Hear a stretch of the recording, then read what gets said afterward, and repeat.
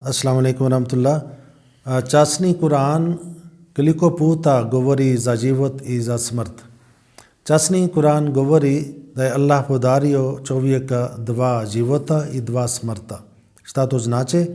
To znači život mi možemo da razumijevamo kao ovaj život i poslije smrt čovjek će dobiti drugi život i drugi život će trajati mnogo, a to je jasno šta znači dva života i šta znači dva smrt.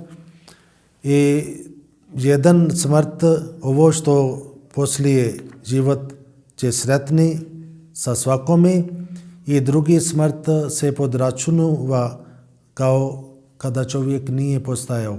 Znači prije rođenja čovjek kao je bio smrt, kao nije postao, i taj stanje isto se računa kao smrt i drugi smrt poslije život, i tako se zna šta znači dva života i dva smrta.